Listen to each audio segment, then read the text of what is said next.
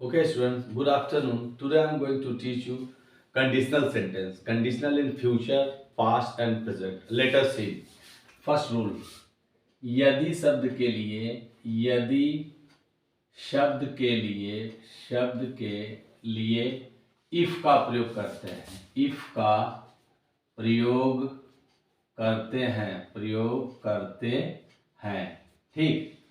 तथा तथा तो शब्द के लिए तो शब्द के लिए तो शब्द के लिए तो शब्द के लिए कॉमा का प्रयोग करते हैं।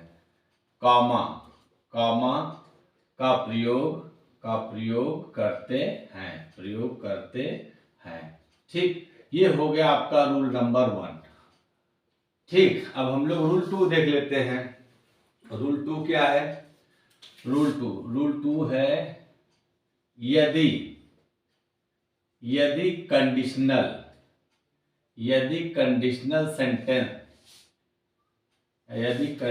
सेंटेंस के दोनों भाग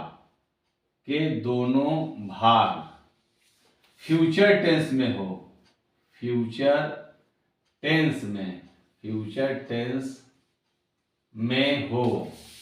टेंस में हो तो पहले वाले को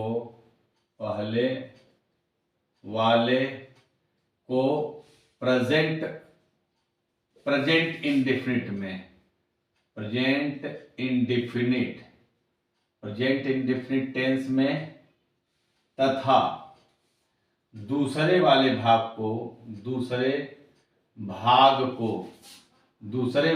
को फ्यूचर इंडेफिनिट में लिख देते हैं। फ्यूचर इंडेफिनिट INDEFINIT इंडेफिनिट में लिख देते हैं ठीक। मैंने क्या नियम लिखा?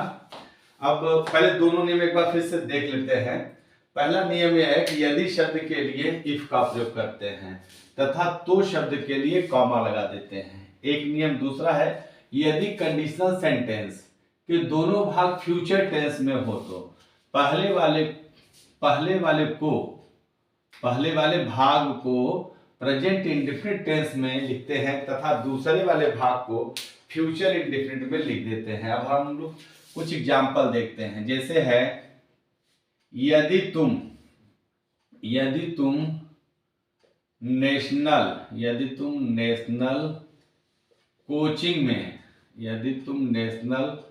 कोचिंग में पढ़ोगे तो अंग्रेजी सीख जाओगे।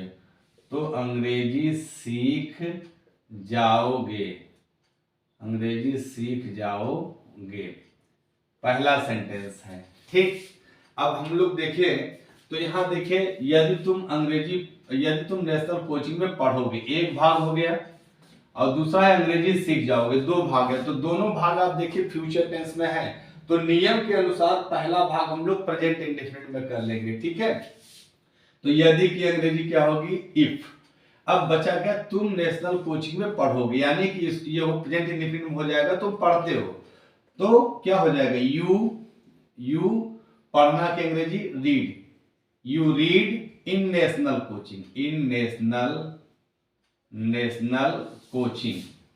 कोचिंग ठीक। अब तो के लिए कॉमा लगा देंगे। अंग्रेजी सीख जाओगे, यहां कोई कर्ता नहीं है तो ये कर्ता शुरू का ही लगा देंगे।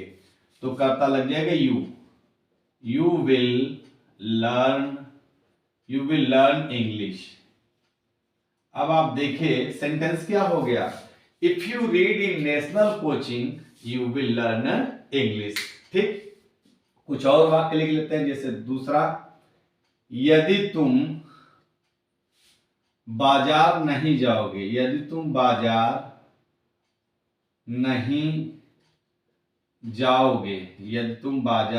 जाओगे तो सब्जी कैसे खरीदोगे।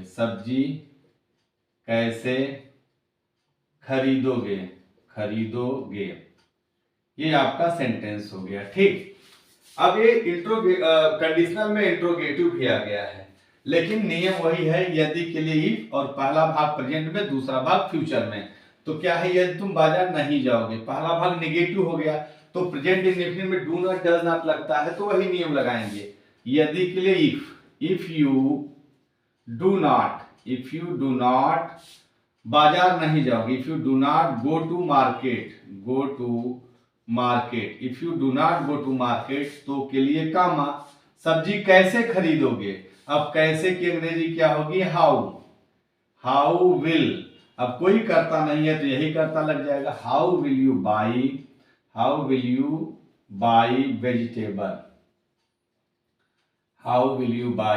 वेजिटेबल।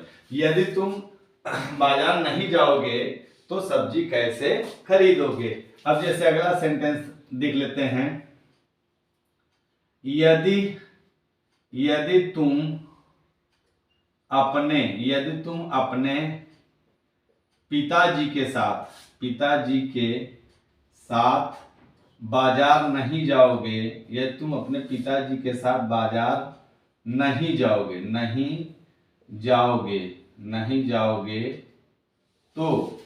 नहीं जाओगे तो किसके साथ जाओगे। ठीक, अब ये सेंटेंस हो गया आपका, यदि तुम अपने पिताजी के साथ बाजार नहीं जाओगे तो किसके साथ जाओगे। अब दोनों ये फ्यूचर टेंस में है, तो पहले को किस में कर देंगे, प्रेजेंट में कर देंगे, तो हो जाएगा if you do not go to market, if you do not go to market with your father, if you do not go to market with your father, comma, with whom will you go। if you do not go to market with your father, with whom will you go। अब एक और sentence देख लेते हैं,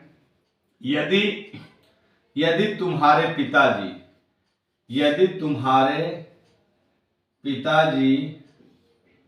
तुम्हारी मदद नहीं करेंगे, यदि तुम्हारे पिताजी तुम्हारी मदद नहीं करेंगे तो तुम्हारी मदद कौन करेगा।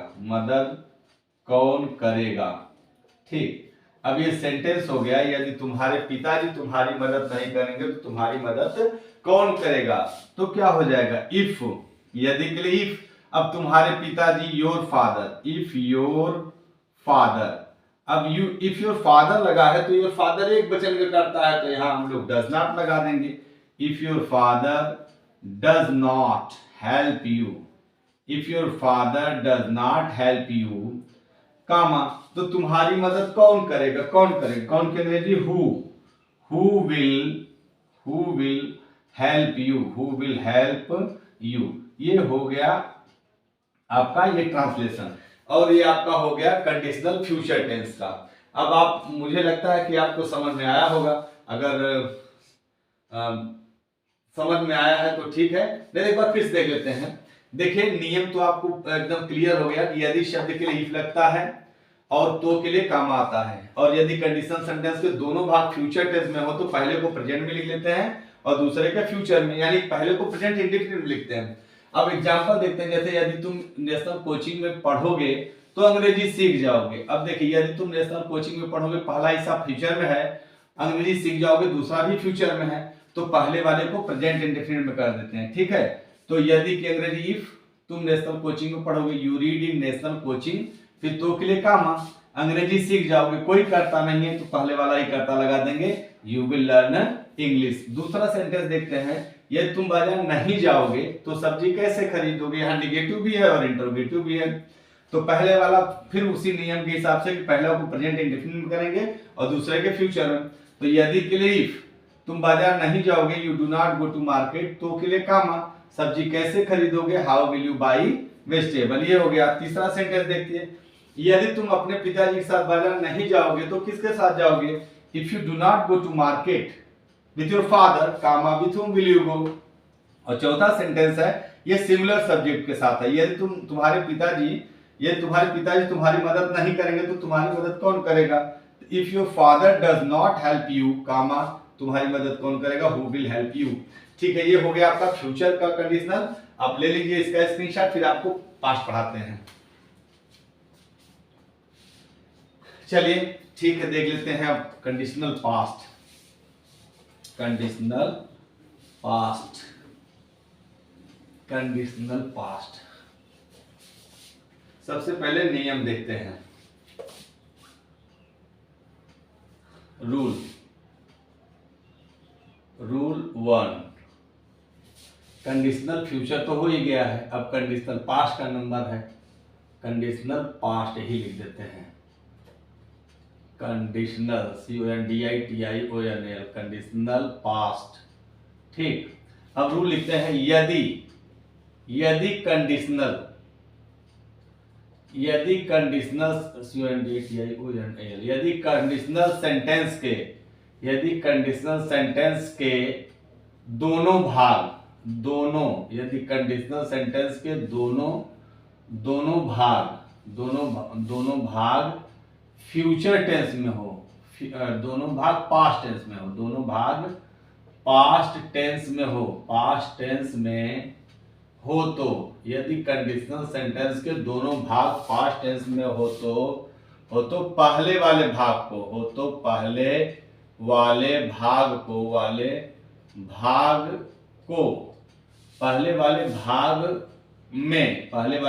में हैड प्लस वर्ब की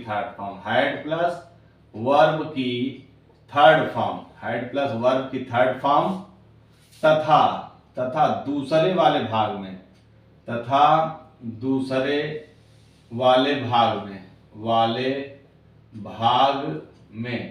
तथा दूसरे वाले भाग में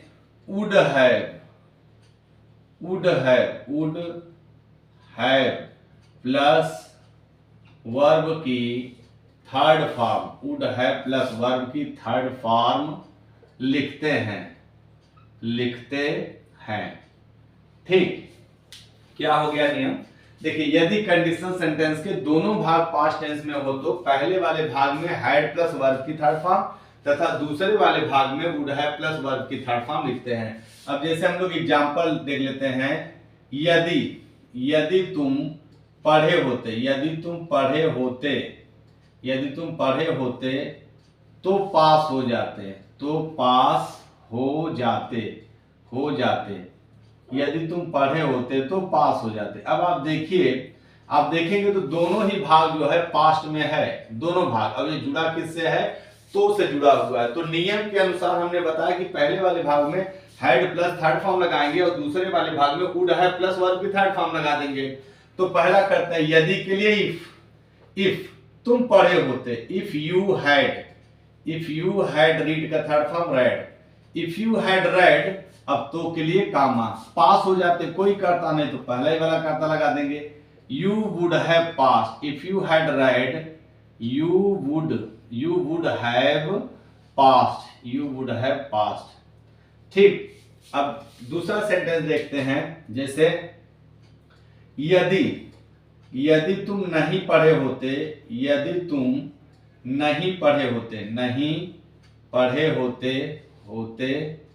तो यदि तुम नहीं पढ़े होते तो कैसे पास होते, तो कैसे पास होते। यदि तुम नहीं पढ़े होते तो कैसे पास होते। तो फिर वही नियम है कि पहले में हैड और third form. If you had not read, read का third form, if you had not read तो के लिए कामा, कैसे पास होते, तो क्या हो जाएगा? How would you have past, यदि तुम नहीं पढ़े होते तो कैसे पास होते। तीसरा सेंटेंस लिख लेते हैं, यदि तुम्हारी माँ खाना नहीं पकाई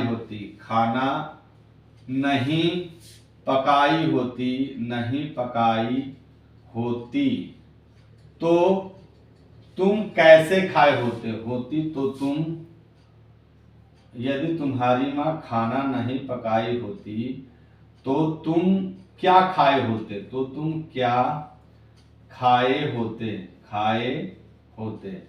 अब आप देखिए यहाँ पर सेंटेंस है, यदि तुम्हारी माँ खाना नहीं पकाई होती, तो यदि के लिए इफ, तुम्हारी माँ your mother, if your mother had not cooked, COOKED, if your mother had not cooked food, यदि तुम्हारी माँ खाना नहीं पकाई होती, अब तो के लिए काम, तो तुम क्या खाए होते, क्या, what would you have eaten या taken, what would you have eaten या फिर टेकन ही ज्यादा सही माना जाता है। ये हो गया आपका पास्ट टेंस, पास्ट का कंडीशनल। आप ले लीजिए इसका स्क्रीनशॉट, फिर आपको हम प्रेजेंट का भी पढ़ा देते हैं। ठीक, चलिए अब हम लोग देख लेते हैं कंडीशनल प्रेजेंट। कंडीशनल प्रेजेंट, ये पास्ट तो हो ही गया, तो इसको अब डस्ट कर देते हैं। Conditional past, conditional present, CONDITIONAL, conditional present, PRESENT, conditional present. ठीक, रूल देख लेते हैं। यदि कंडीशनल सेंटेंस के, CONDITIONAL, यदि नहीं लगाएंगे, कभी कभी कंडीशनल, DITIONAL, कभी कभी कंडीशनल सेंटेंस के दोनों भाग प्रेजेंट टेंस, प्रेजेंट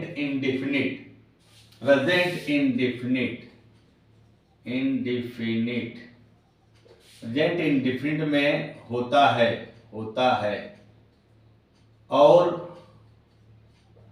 कभी कभी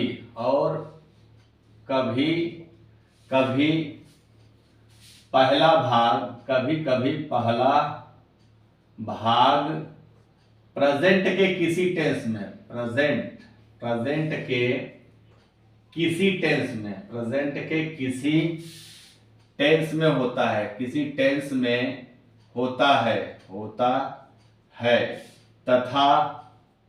तथा दूसरा भाग इंपरेटिव सेंटेंस में होता है। इंपरेटिव सेंटेंस में होता है। ठीक, अब आपने क्या देखा, कभी कभी कंडीशनल सेंटेंस के दोनों भाग प्रेजेंट इंडेफिनिट में होता है ना, प्रेजेंट इंडेफिनिट में होते हैं और कभी कभी पहला भाग प्रेजेंट के किसी टेंस में होता है तथा दूसरा भाग इंपरेटिव सेंटेंस में हो जाता है। अब कैसे होता है हम लोग देख लेते हैं। जैसे पहला सेंटेंस है, यदि मैं बाजार जाता हूं तो मिठाई खाता हूं। यदि मैं बाजार जाता हूं तो मिठाई खाता हूं। अब आप देखिए दोनों ही कंडीशनल सेंटेंस के भाग जो है, ये पहला और ये दूसरा, दोनों प्रेजेंट इंडेफिनिट में है।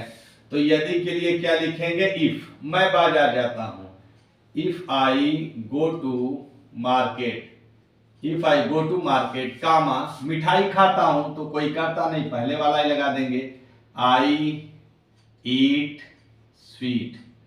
If I go to market I eat sweet. अब दूसरा देख लेते हैं, यदि तुम बाजार जा रहे हो, यदि तुम बाजार जा रहे हो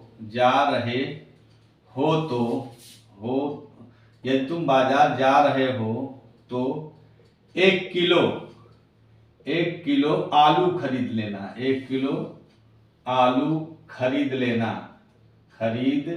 लेना। ठीक, आपको दूसरा सेंटेंस है और दूसरा सेंटेंस आप देखेंगे तो पहला है, यदि तुम बाजार जा रहे हो, तो प्रेजेंट कंटीन्यूअस में है और दूसरा भाग इसका क्या है, 1 किलो आलू खरीद लेना, तो ये इंपेरेटिव सेंटेंस में है। तो वैसे ही हम करेंगे। पहला भाग ये तुम बाजार जा रहे हो, प्रेजेंट कंटीन्यूअस में। If you are going to market, if you are going to market, if you are going to market, अब तो के लिए कामा लगा दिए, 1 किलो आलू खरीद लेना, तो क्या हो जाएगा, by 1 kg potato, by 1 kg potato. यदि बाजार जा रहे हो तो 1 किलो आलू खरीद लेना। तीसरा सेंटेंस, यदि तुमने अंग्रेजी नहीं सीखा है, यदि तुमने अंग्रेजी नहीं सीखा है, तो अब सीख लो,